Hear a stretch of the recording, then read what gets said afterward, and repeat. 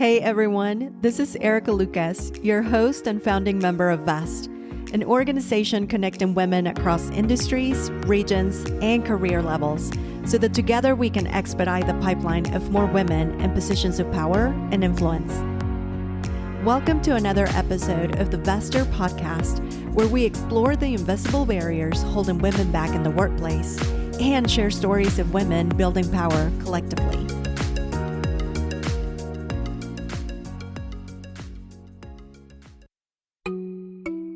When we think about what drives sustainability or a lack thereof that leads to burnout, what we hear from parents and caregivers, I think this is particularly true for women, given that caregiving disproportionately lands on women's shoulders for lots of reasons we can talk about, is that I'm taking care of work and I'm taking care of my family, but I'm not taking care of myself. Back to the stats that you gave, the 77% versus the 22%. So 77% of high potential men had support network. It reminded me when I was practicing attorney back in the day, everybody was in the office and everyone would talk on speakerphone, and it was so annoying. But it was at 6:15 to 6:30. I'd have my door open. I was the only woman on the entire floor. And I would hear almost every man around me call their wife and ask what's for dinner. And I'm sitting there and I'm like, who am I going to, oh, it's me. I'm the one. I have to continue to do the job that they're doing, and I have to make the dinner. More and more women are considering switching roles or leaving the labor force in general as a result of burnout. This burnout is in large part due to caregiving responsibilities. In fact, caregiving responsibilities are the number 2 reason, only behind retirement, that people, mostly women, leave the workplace. This negatively impacts our nation's workforce availability as well as women's lifetime earnings, making this not a women's issue, but an economic issue. In this episode, we talked to Adrienne Prentice and Claudia Naim-Burt, founders of Keep Company, a venture-backed company helping employers reduce burnout and turnover of employees with caregiving responsibilities. Join us as we talk about identifying and mitigating burnout. We also discuss how we can maintain productivity levels without driving ourselves and employees to feel disengaged and depleted. This episode is brought to you by Vester Ventures, our venture capital arm investing in women-led companies building solutions for the intersection of the care economy and future of work. Also by VEST Peer Network, a network of professional women across industries, regions, and career levels, helping each other navigate careers and working together to build a future of more inclusive workspaces. Excited to share that Keep Company is now part of Vester Ventures' portfolio. This conversation was part of a more intimate coaching session with VEST members and has been repurposed to accommodate this episode. If you enjoy the episode, share it with a friend and don't forget to leave us a review. First, Erica, thank you for the opportunity to meet this powerhouse group. Really excited to be here. So at Keep Company, as Erica mentioned, we are a group learning platform specifically for parents and caregivers. So we are only available through employers. Part of the reason is that, yes, we want to support individuals in helping them prevent burnout and be more strategic, but we also know their systemic changes aren't necessary for families to feel like they belong and have a sustainable path forward. So what we do is we gather small groups of 6 to 8 parents and caregivers. We've developed a patent-protected technology that helps us get kind of the right folks together. We look at them on a whole person analysis. So then when they're there and they're similarly situated enough, everyone can feel really comfortable in what we call a safe and brave space to share. So we get the group together, we pair them with one of our expert coaches, and then the coach guides the group through our behavior science-based curriculum. So the number one thing that we often heard from parents and caregivers was that they felt alone in the struggle. Like, why does everyone else have this figured out except for me? And so once we can get them in that group, what we have found is it really unlocks the potential to build skills, largely around effective communication, also social emotional skills, and then also change behaviors. And it's much more fun and productive to do that in a group than to do it by yourself. Yeah, I'm happy to add, kind of connect the dots between the bios and how we got here a little bit more, which is that we had both been, by a lot of measures successful at work. We had felt equipped and resourced. And then both of us separately, and then we kind of came together, had kids and felt ill-equipped for really the first time in a lot of ways. And both of us became really obsessed with this question of what would help. And certainly started to see friends and colleagues, particularly women, as they started taking care of a kid or an aging parent or a spouse with cancer, whatever life throws at you, or whatever caregiving season you're in. We started to see women in particular downsize jobs or leave the workforce. And as soon as you pushed into those conversations, what I found was that really you would say, did you want to leave? And often the answer was no. It was, I just didn't see a path forward. And so became really kind of fixated on this question of what is leading, really well-equipped women in particular to feel so ill-equipped. And it is that loneliness and that isolation and the stuckness that it creates, of feeling like you're the only one and that it's somehow your fault, when we all know, if you feel like you're failing, you're not failing, you're being failed by a lack of that systemic support, right? And so how do we make sure that people know that it's not just them and it's not on them? And then the second piece in that gap between feeling equipped and all of a sudden ill-equipped is that emotional skills. So how do you ask for help? How do you say no? How do you effectively hold a boundary with your boss or your spouse or your mother-in-law, whatever that looks like? And those are skills. They're skills that none of us are really taught and that everyone in the workforce needs. But when you become a parent or caregiver, it really becomes exacerbated. And so that's really where we focus our attention, on making sure people don't feel alone. That's the power of the group. And then in moving them into action and skill building so that they can think more strategically about home and taking care of themselves the way we do think strategically about work. I became kind of, one of the things I said over and over after I had my first child was, how do I apply my MBA to motherhood? What would that even look like? It feels like we're so reactive and we're so strategic at work. Like, you would never start a new job without a budget and a plan. What are my resources? What are my goals? But we do that at home every single day. So what would it look like to give women in particular the tools to be more strategic about their decisions? And then, of course, we need more systemic support, right? And we think employers have a vested interest in providing it. As a reminder, for those of you that are new to VEST, VEST has a peer network. We also have an investment firm that exclusively focuses on investing in women-led companies that are building solutions to fix our broken care infrastructure, which is what we're talking about, the systemic barriers that get in the way of not just women, but working parents in general to succeed both at home and at work.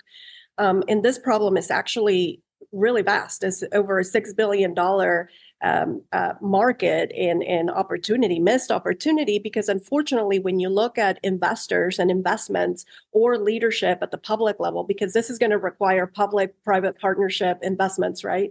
But when you look at who is at the top making decisions of where to put money, where to put resources, where to fix the system, primarily has been, it's male dominated. And when you look at the data, 77% of high achieving males have a support system at work or at home. I'm sorry. Compare that to only 22% of high achieving women that only have a support system. So when I talk often about investments and LPs trying to get them to invest in our funds so we can invest in companies, it's often hard for a lot of these decision makers who've never really paid attention to how big the opportunity is because they never had to. Right. And so that's why we're so excited to invest in companies like Keep Company that are providing these services, but also are trying to challenge the very systems while giving employers the tools and platforms they need to be successful while doing it. So again, really excited that you guys are part of the portfolio. Well, this month we are talking about burnout. I feel like during 2020, during the COVID pandemic, there was a lot of awakening, if you will, at corporate that, people started paying attention of how burnout affects productivity. But I feel like we've gone back to business as usual in a lot of ways. And that is very unfortunate because you still see, I talk also often about, we should be proud that now women finally represent 10% of women CEOs at S&P 500 companies. But what a lot of people don't look at also is that 50% of those high achieving women are considering what you just mentioned, Claudia, leaving the workforce in general because they're just burned out, right? Or they feel lonely, as you often say, Claudia. And one of the best definitions I've ever heard of burnout is emotional fatigue, right? We're just emotionally, fatigued, and that affects everything that we do, not just at work, but at home. So I thought that we thought it was an important topic to discuss at Vest during the month of February, but curious, or January, we're still in January, geez. But curious, Claudia and Adrienne, how would you define burnout, and why should we as individuals, but also as team leaders and employers, care about it? So I think there is actually like a World Health Organization, very specific definition, and it's cynicism and apathy. But I do think it's a great question to start with because there is a fine line between stress and burnout. And what we talk a lot about with our members is the resources and a feeling of helplessness. And so again, not articulate, let's not put this in stone, but essentially I feel like it is a level of stress that feels completely out of control, and there's a helplessness. And the helplessness comes from the fact that there's either not the resilience, there's not basic care of yourself, right? And there's also not the support network, there's no outlets. And so it feels that's where the apathy and the cynicism comes into the World Health Organization definition, because it feels like no matter what I do, this is my situation. There's no light at the end of the tunnel. And so it is different than we'll call it everyday stress. And it's something that we, again, work with a lot of our members in, like, one, just even building the awareness of where am I today? We do a check-in in every meeting, in personhood, work, and then parenting or caregiving. And that 5-second exercise of just checking in with yourself on a scale of 1 to 10, rank each of these things, really does help people to start to become aware of I'm teetering, my personhood is 0, and my work is 0, or all my energy is going to work and it's not going towards anything else. It really helps create that awareness to then know, okay, what are your levers you can pull to bring yourself back up? Yeah, and when we think about what drives sustainability or a lack thereof that leads to burnout, what we hear from parents and caregivers, I think this is particularly true for women, given that caregiving disproportionately lands on women's shoulders for lots of reasons we can talk about, is that I'm taking care of work and I'm taking care of my family, but I'm not taking care of myself. And taken a level even further, I don't even know what taking care of myself would look like anymore. I feel so far away from myself. And that is a really consistent thread that we hear. And so that is where just building awareness that sustainability looks like putting yourself back on the list and building skills to take care of yourself and protect that time and space, not because it's indulgent or or anything like that, but because it is core to sustainability.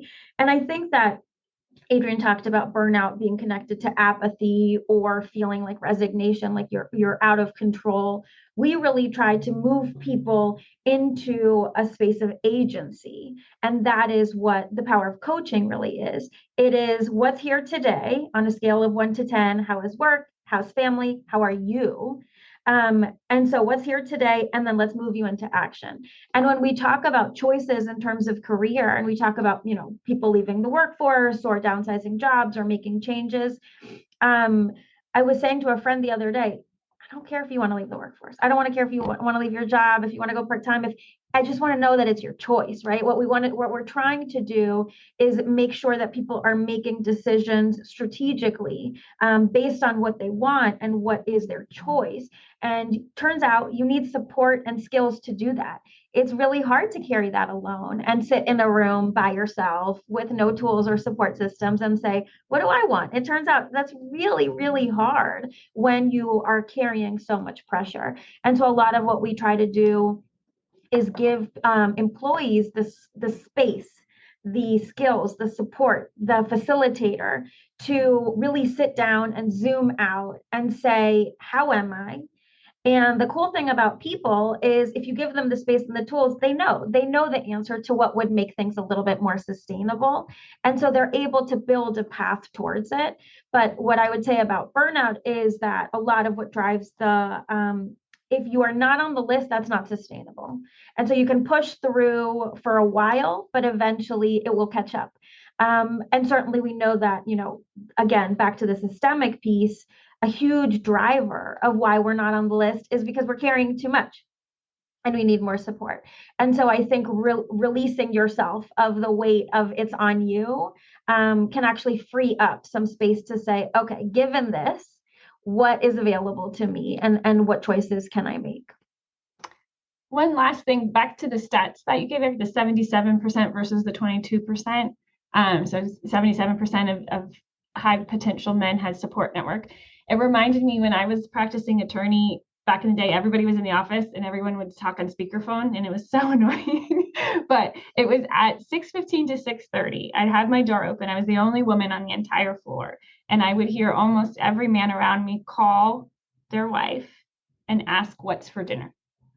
And I'm sitting there and I'm like, who am I going to, oh, it's me. I'm the one. I have to continue to do the job that they're doing and I have to make the dinner and and then the statistic that you shared about executive women wanting to leave is McKinsey did the study and they said the reason that a lot of the drive for executive women to leave is because they are overworked, but also under-recognized. And so women tend to do the non-promotable work. We're on the committees, we do the recruiting interviews, we plan the holiday parties, we're mentors, all of it. And we say yes, and we care about the emotional well-being of our team more than men, the data shows. We at least take the time to do that. And that is hurting us. It's costing our health and our careers. And so when we talk about burnout, it's so much more than just stress. It's like, what's your foundation? But then what are you being recognized for? What are you saying yes to that you could say no? So that's what we try to do is like get people out of this state of stuckness and more into a strategic, proactive management of it by maybe saying no to the committee or maybe having, dinner delivered that night, whatever that might look like, those sorts of things.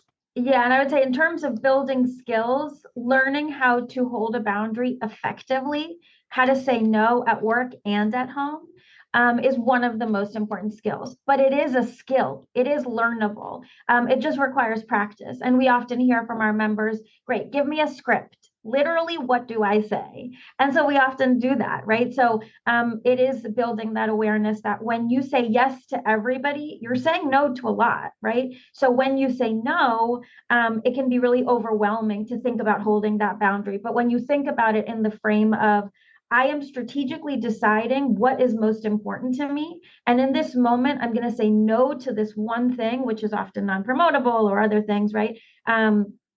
I am making a strategic choice. It is not reactive. I am choosing to value taking 10 minutes for myself or doing this one thing that is important to me, is aligned with my goals, right? That feels really different than just walking around saying no. And again, it comes from this place of what are your values, what's important to you, and making a choice rather than just saying, I'm going to say no to everything because I feel like I'm going to fall on the floor today because it's been a snow day for 17 days, it feels like. I think that this all resonate with most of us. VAST members are, we range from C-suite to emerging leaders, but I know personally all VAST members, and I know that we're all doing too much. So I know that this is definitely something that resonates, but curious to see what are employers saying? And I want you to share a story about employers that get it and that understand how this fundamentally affects productivity. And then I want you to give us a story without names of employers that still don't get it. Okay, I can start with the positive one. And this is specific to Keep Company. One thing I will say to zoom out a little bit, the organizations we have the most traction with are the organizations that already have a laundry list of supports for parents, which is somewhat counterintuitive because you would think, oh, they've already got breast milk delivery or they already have care coordination. We obviously fill a different gap in terms of the group learning, but you would think that would be a harder sale. But it's a quick indication to us that the organization does care. And so I would say, like, very, very baseline, you can tell by looking on their website what kind of offerings do they have. Then, like, they're walking the walk to a certain extent. More specifically, we are available to not just attorneys or consultants at our clients, but to all business professionals. So it could be administrative assistants, marketing, the chief diversity officer. Everyone is eligible for Keep Company, and they can opt in if they're a parent or caregiver. So, which, by the way, we fought for, right? Yeah. So one issue came up where one client, and this is maybe both sides, the good and the bad. One client said, well, what about non-exempt employees? They're hourly, and your meetings are 90 minutes bi-weekly. And sometimes your meetings are during the day, sometimes they're in the evening, just depending on, scheduling preferences. Are we going to pay them for that time? And we were like, yeah, like absolutely. Again, and part of what we're doing is training. So if you need to go code it somewhere, go do that. And this particular firm was like, can we talk to other clients and how they've handled this issue? And so I just put out like a call to my top 3 clients. And I said, would any of you be willing to talk to this other organization about how you treat non-exempt employees? And somebody actually wrote and was like, I'm happy to talk to them, but we're not as much of I'm not going to be much value because it's just part of our culture and ethos that every benefit is available to every single person in the firm. And I was like, nope, you're exactly who I want to go talk to them, right? Like that kind of just distinction between haves and have nots in organizations of any type, corporate, professional services, is really terrible and antithetical to what our core is to create belonging. Right. So I would say that kind of hits both sides. Is we have this one client who it's like such a no-brainer. They didn't even recognize that they're being a leader in that sense. And then we have the other firm that's like, wait a second, what are we going to, onesie, twosie for the people that might have a meeting, during the workday? How are we going to treat that? Yeah, I would say from an employer perspective, so, as we've shared with our stories, it started for us with new moms.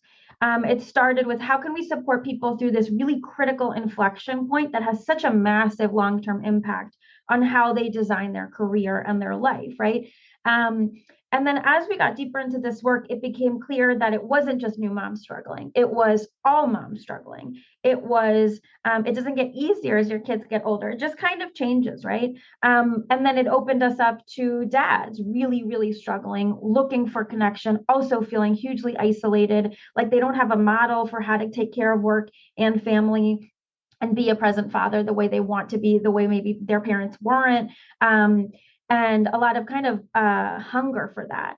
And then we opened up to caregivers, and all in, there are many seasons of care over an inflection, many inflection points in a career. You may have a new child, and then you might have a teenager struggling with mental health, which so many are today. It's one of our biggest kind of cohorts, right, is parents of teenagers right now that are really struggling. Or you might have a spouse going through a cancer treatment and navigating that. Or you might have a parent with dementia. This is all of us, and it is many times throughout the course of a career. And so I think for us, it's really been a game changer to build awareness with organizations that this isn't just moms of new babies. This is up to 73% of your workforce. So why aren't we talking about it? And by the way, it's often your most senior leaders that you're leaving unresourced because they're the ones, the teenagers that aren't covered in the new leave stuff. They're the ones taking care of a parent, or sandwich generation taking care of both. And so building that awareness that this problem is so much bigger and expansive than you think it is, I think for a lot of them is an aha moment that, oh my gosh, I've had a blind spot. And so when that moment comes, for us, it's often that is when we can walk through the door and say, okay, so what are we going to do about it? And so for us, it often starts with just knowing how many parents and caregivers you have. And that awareness, once they see the numbers, there's really nowhere to go but forward. And I would say, Erica, to your point about taking a step back, which I don't think is wrong. I think that in the pandemic, there was a lot of awareness built. I'm going to go jargony here for a second, but stay with me. So in social work, there is a term, there's this idea of how you grow somebody's willingness to change, right? Or their readiness to change personally and in other ways. And the first step is awareness. Right? It's just building awareness about what your challenges are, what's hard for you, what you need to work on. And then once you integrate that awareness, you prepare to take action, and then you take action, and then you refine, right? That is true at the individual level. It's also true at the organizational level. Once you have built awareness of how big this problem is and how crazy the numbers are around how this impacts people's productivity and their long-term longevity at work, you can't fully go back. And so while I do think we're having some steps back now, I think that, leaders that are saying, in the return to office negotiation last year, it felt like a lot of senior leaders were saying, are we going back yet? When are we going back? Aren't we going back yet? And we kept saying, there is no going back. Like, this awareness is here. Your employees have different expectations of you and of themselves. That is not changing. And so while I think now we're going through another renegotiation, I think that that has not changed. And I would say that we have many generations in the workforce right now. And as we all know and have experienced, they have very different expectations. So I think that what the pandemic didn't do, Gen Z is really pushing forward. And I think that is going to take more creative leaders that are willing to redesign work expectations, because I don't think there is a going back, as much as we're going to have to push a little bit harder now. Okay, so I have a lot more questions regarding employers and the benefit of changing the system, but I want to go back to the individual person a little bit, because I know I've experienced burnout many times in the past. And when you're in that state, it's hard to pause and acknowledge that you are in fact feeling depleted, right? Maybe because you are going so fast and when I grew up as an immigrant, first generation immigrant in our family, it's like, there's no such a thing as not working hard and, victim, like, oh, you're being a victim, just get up and do what you have to do and blah, blah, blah. And self-care is kind of like privilege, right? And so I struggle with taking a step back and identifying that I'm in that state of feeling depleted and having emotional fatigue. So what are some of the systems or signs that you coach people through so that they can identify when they are, in fact, in that state? I love this question. Yeah. So I think stress, burnout shows up differently for different people. And so I'll talk about how we coach our members, but just personally between Claudia and I, when we did the TechStars program, we had the opportunity to do something called an IMAP assessment. And it's like, similar to a Myers-Briggs or something, but one of the specific questions or, results in the output was how stress shows up. And so now we have shared the results with each other and lean on each other to call out. And I will share, mine is, I'm typically a pretty friendly person, but I will get like short. And like, when I'm stressed, like there is no time for chit chat, like it stings. And so when Claudia is on the other end of that, she'll be like waving a flag, hello, and that's been so incredibly helpful. And I'll share, I'm the literal opposite, which is that when I am getting into that space of exacerbated stress and burnout, or I would say importantly, cumulative, because the impact of it is cumulative. I think that's important to have awareness of. I can get really sensitive. I can take things personally that aren't personal. And so it can just kind of cloud my judgment, I would say, in that way, where it feels like it's about me, but it's not about me. And so that is when Adrienne starts to say, heads up, that this is where I'm coming from. But it's hugely valuable. And this is, again, where that personal and professional start to intertwine, because it's really valuable to know that, because it allows us to be better teammates. It allows us to say, because can you imagine if we didn't have that awareness And guess what? We're co-founders. So, when one of us is stressed, guess who's also stressed? So we're going into the same, at the same time, into those, what they call basement behaviors or stress reactions. So that awareness, again, this word keeps coming up, right? Building that awareness. I think also, I heard in the pandemic, there was a lot of stuff about rage, and how rage can surface for people when they are super, super exacerbated and stressed. And that is a feeling that often feels very unfamiliar. And you're like, whoa, where did that come from? It's really overwhelming. And somebody said, that is your engine light going on.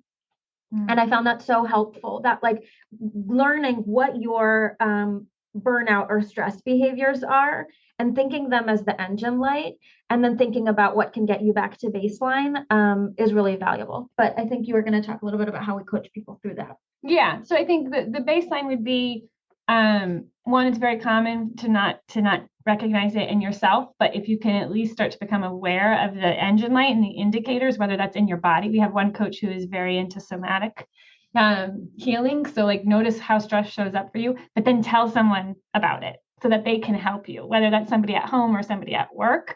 That's really helpful. Going back, like social emotional learning, I don't know, for those of you who have children, you might notice that our kids are learning about this now. It's part of curriculum in schools where you have to name your feelings and then manage your feelings and then take mindfulness breaks and move your body. And these are all basic things our kids are learning that we did not in school. So one thing that we really do coach our members on and is really woven throughout our curriculum is social emotional learning. Like just that connection to yourself, your actual body, your emotions, your, where you feel physically, mentally, emotionally is like very foundational to be able to manage the stress or even recognize it first. And then of course is the group, right? So knowing that you're not the only one, the number one testimonial we get in some form or fashion is, I'm bummed to hear other people are struggling, but I'm really glad to hear I'm not alone. Right. And so once you know that you're in that zone of stress, but you're not alone and this is hard, what you're doing is hard, then that can be a huge unlock too. So talking about it with other people. Yeah, I want to connect these skills to how they show up at work. So when we talk about emotional skills at work, often that looks like our kind of glossary or our kind of language around emotional skills at work is so limited. Often we talk about they're a good manager, they're a bad manager, and that's pretty much the extent of it. But what drives somebody being a good manager or a bad manager often has to do with emotional skills. It has to do with, are you an effective communicator? Do you hold a boundary effectively with grace and with awareness?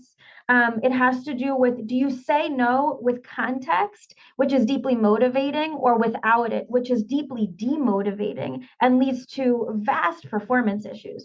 And so when you build skills in communication, which we do, when you build skills in self-awareness, which we do, turns out you show up better at home and at work.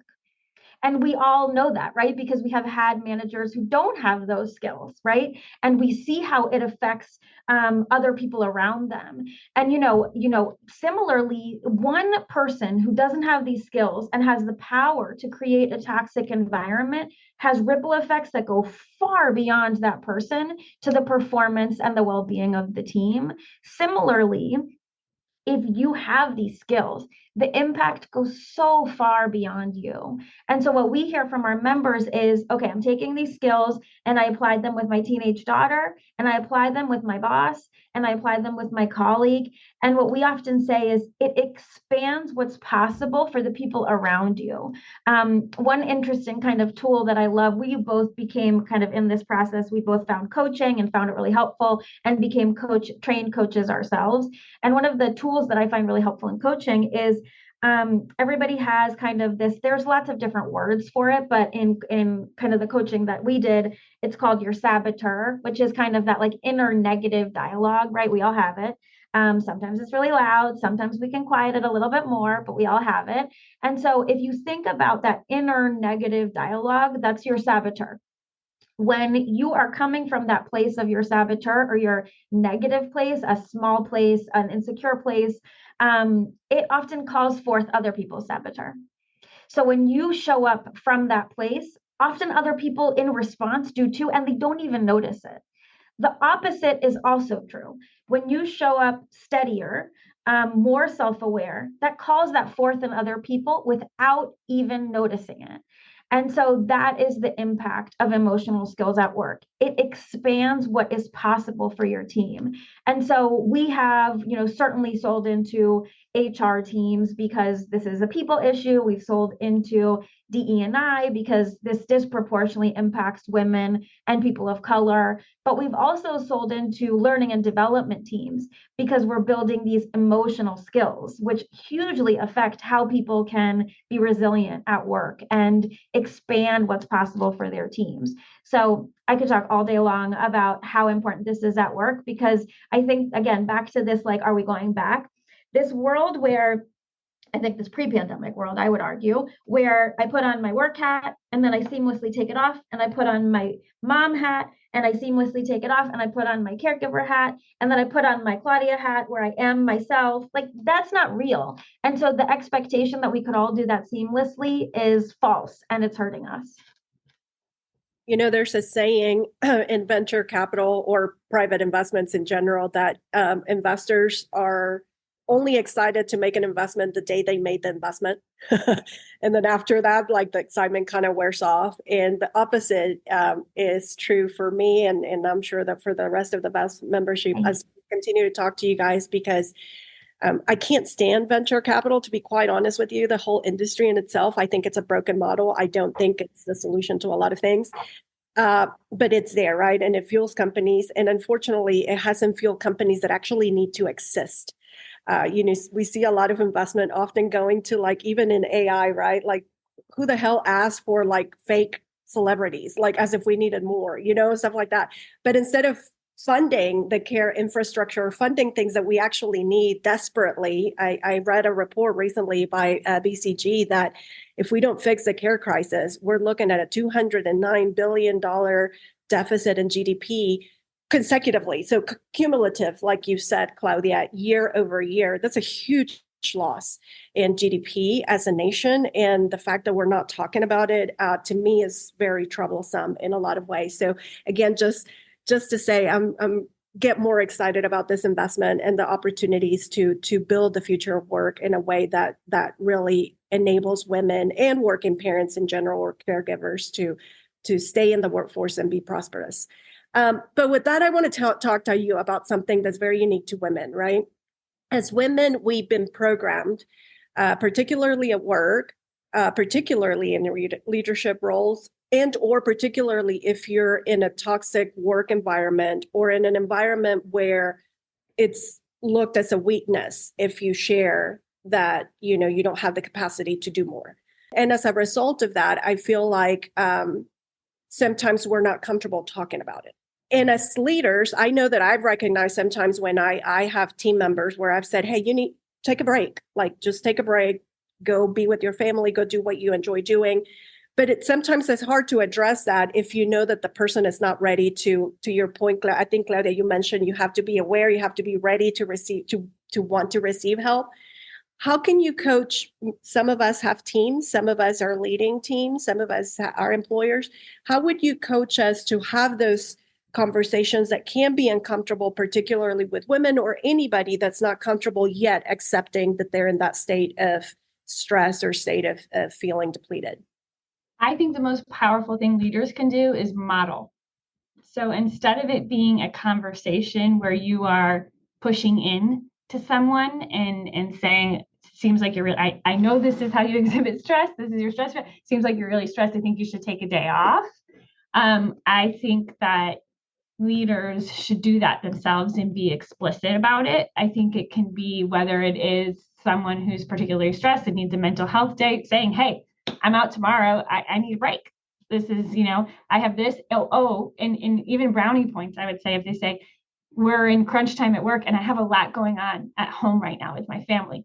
The level of specifics will depend on the individual, right? Some people are more comfortable sharing details about what's going on at home than others, but just saying, I have a lot going on at home right now, in addition to what we have going on at work, I'm going to take a moment or a day or whatever it is, that is implicit permission for other people to do it. You don't have to have a conversation directly with them.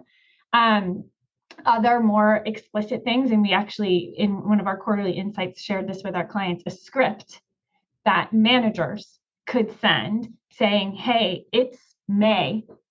I expect everyone to take vacation over this summer. I'm going to be taking it on these days. I will not be available. Therefore, a week before my vacation, I'm going to have one-on-one meetings with each of you to make sure that you have what you need while I'm gone, because I won't be available. So again, exhibiting the drawing the boundaries, but doing it in a professional way, that it's not just like, oh, I'm out, you can't call me, right? It is making sure that they're setting themselves up so that they can be out. And so I think that that's kind of, that would be my suggestion, is it's the most powerful is just to model it. Yeah, I think that is top down, and we hear every day the impact of people seeing that from their leadership. I would say bottom up or employee up. I think there's a lot of conversation right now about psychological safety and bringing your full self to work. And if you feel like you can't bring your full self to work, that's okay. And that's reasonable, right? And so I think this expectation that we bring all of us everywhere we go is not realistic. And so I think that we got to free ourselves up from that and say, okay, where are opportunities to show my whole person, and model that? And what am I choosing strategically? Again, from a place of choice, where can I say, you know what, this is a place where it's really important that they know this. And so I'm going to create a container where I know I can best do that. So some people communicate most effectively in email. So if you feel like it's something you're not going to be comfortable sharing in person because you know how you're going to get the pushback, put an email. That way you can think about it and you can be more in control of that mechanism.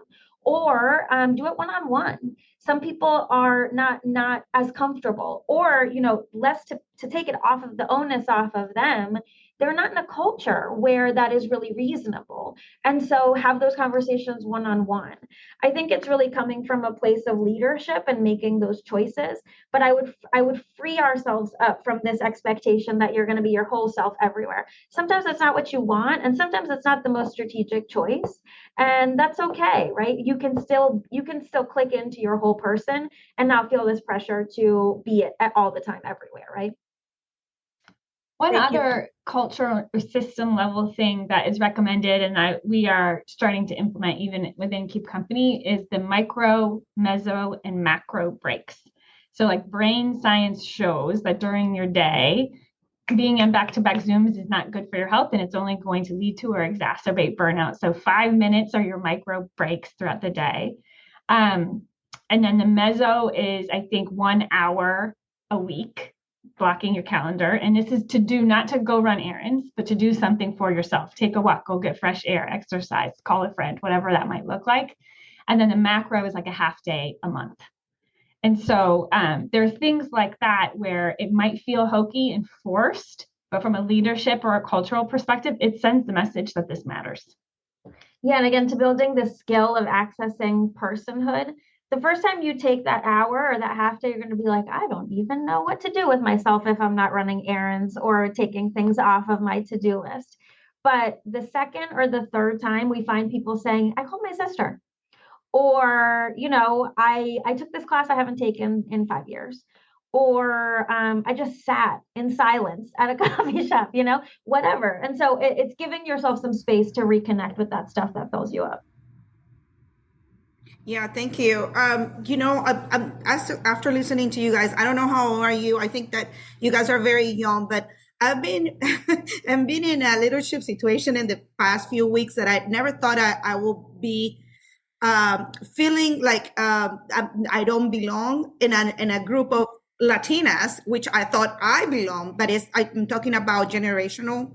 It's because maybe I'm the older Latina in the room, and this younger generation is so hard to communicate. And you touched about it when you said maybe they can text, maybe send them a text, maybe send them an email. And I think our generation is more we just say it like it is. We don't sugarcoat anything, and we can do it all, and we just have a tough skin. And I just, on a way, I've been feeling like, wait, am I the only one here that I don't feel offended by anything? And it just, so leadership is to a level where even when you have generations on people that I work with that they're in their 20s, it's exhausting to try to, even if they're coming from the same culture, even if they're Latina, but try to accommodate the way they communicate. And I'm trying to be rude with the, people in the room that are in their 20s, but I mean, I just definitely, it is like an imposter syndrome that I never thought I would have it with my own group of ladies, because you were like, I'm too old, and my ideas are not that, bright anymore. So that, my question is, how do you deal with that stress level of becoming a leader with different generations in your office? So I'm not that young, but I love you for saying that. And this will show, because when I was at HP, the CEO at the time was Meg Whitman, and she was concerned about millennials. So I actually helped spearhead an initiative, because she was like, why is it that millennials come to work asking what's work going to do for me, when my generation was grateful to have a job and constantly think about how we could make the company better? And so it was a true quest that she had. And so I think what it came down to in the research that we did, and we did reverse mentoring, was really a popular program. But what it really came down to was communication. And what we do before we kick off any group is we train people in how to supportively listen. And what that means is putting your views or your opinions aside and holding what we call a safe and brave and judgment-free space. And so it's okay that you have different views than the other women on your team, right? And it should be okay with them as well. And so it's really creating an expectation and a norm around, we don't have to necessarily agree on everything to be able to hold space, connect, support, and lift each other up even, right? So I don't, you didn't say this at all, but there's no right or wrong, right? And I think it is reductive for anyone to put a person of a generation in a box. It's about people, and it's about communication and respect. And so I think in terms of what does that mean for you in this group, I think it could be a really hard conversation. We always say a lot of the remedy to the challenges our members bring is a hard conversation. It can be at work or it could be at home. And apologies if this is not the answer or is unrelated, but I think it could be a hard conversation with your coworkers to say, hey guys, this is how I'm feeling. I'm feeling like I don't belong because we're of different generations, we have different views, but I want you to know that I love and respect you, and I'm here to support you, and we are a team. And I just want you to, be sure that you feel the same way. And what are some things that we can do? What are some norms that we can co-create together to make sure we all feel included? And I'm sorry, like I said, I know that's a hard conversation, and putting it on your shoulders is not necessarily what I want to do, but I do think otherwise it might just fester and calcify. Yeah, and I would just say to extrapolate that for people that also lead groups. So we kind of specialize in the behavior science and mechanisms around creating psychological safety in a group, right? Like the magic of bringing people together that are similar enough and different enough. And I will say one of the biggest challenges is feeling like you're the lonely only something in a group, which is, again, a lot of what you're talking about here. It's really, really difficult. And so, as women, we are often the only woman in a conversation, especially at the leadership level, right? And so I think that is an exacerbator. And so I would just say, to pull from that to the whole group, just a little bit of awareness that if there's somebody on your team who is the lonely only something, building awareness that opening up those lines of communications with that person in particular is really critical for pulling their voice into the room. Because I think that, how powerful would it be that you walk into that conversation tomorrow, Adrienne, and somebody says, hey, Adrienne, I want to make sure that you're feeling included in this conversation. Is there anything you want to talk about? And just giving you that opening, right, would be so powerful. And so I think to the extent that us as leaders, that we can model that, to Adrienne's earlier point, and do some of that, it's a huge opportunity. It's a huge opportunity. One of my favorite sessions at BUS was during COVID. We had a Gen Z member that was actually in DC. And then we had a C-suite member. I think she was based in Oklahoma. And they were talking about their very different experiences dealing with COVID and dealing with remote work. And, the Gen Z member felt like she wasn't living up to the job that she could, she wanted to do more, but she wasn't hearing from her employer. And so she was given her perspective. And then the C-suite member was given her perspective, not hearing from the employee. Anyway, I love what you said about just listening with a mindset of support. Like, it's not about, me right now. It's about me hearing you and hearing what you have to say and how you feel. And then, we can come together with a solution. By the same token, Elian, I want to tell you that I support you. I am becoming that older Latina in Latina groups when we meet. And I also have a Gen Z girl that challenges and I think I'm very progressive, and she challenged me each and every day, but I think for the better, right? Even when we disagree. So love this question so much. I'm going to give it to Amy. And then I also want to remind us, we have 5 minutes. So I'll give it to Amy for a quick response. And then I really want you, Claudia and Adrienne, to close us with what are 3 things that we can do if we identify that we are in that state of feeling depleted. I thought I was going to work with young people, and many of you on the call who know me know I forever. And I'm 45, I'll be 46 this year. And just to the point of now I'm like having to transition to like really, and this goes with what you just were saying, Erica, really, I'd put my hand up before, but learning how to sort of translate that generational gap and not just look at it as a challenge, but like there are ways that we, there is wisdom in what we have.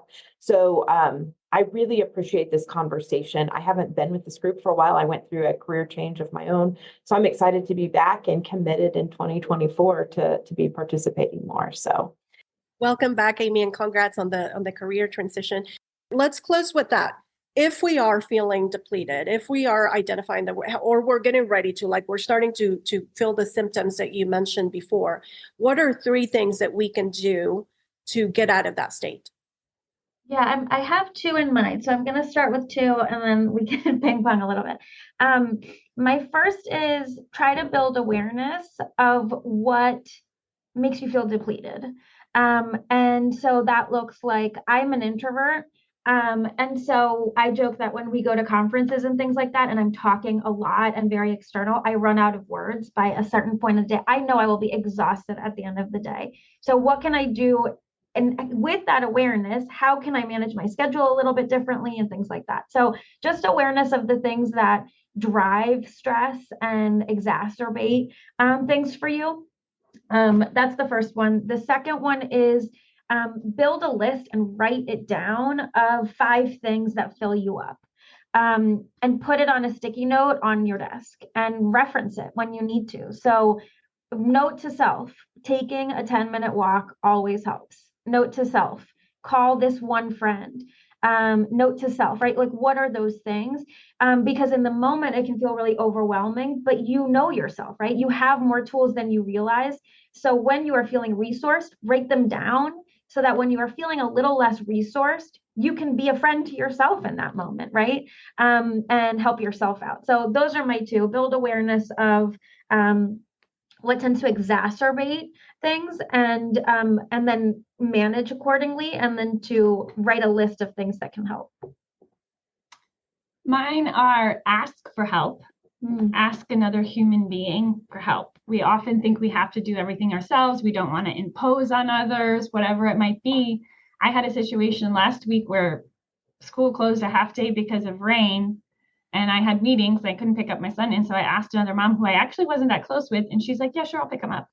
And she said to me, thank you for asking me. So people want to help. So ask for help, wherever, in whatever arena of your life, it would be most impactful. And then the other one is saying no. And this is my challenge. You can't, always a nudge from a coach is for everyone to take the next, 30 seconds after this call and think about one thing you could say no to. If you enjoyed this episode, share it with a friend and don't forget to leave us a review. And if you're ready to take your career to the next level, apply to join our community of professional women, all eager to help you get there and stay there. Go to www.vesther.co and apply today.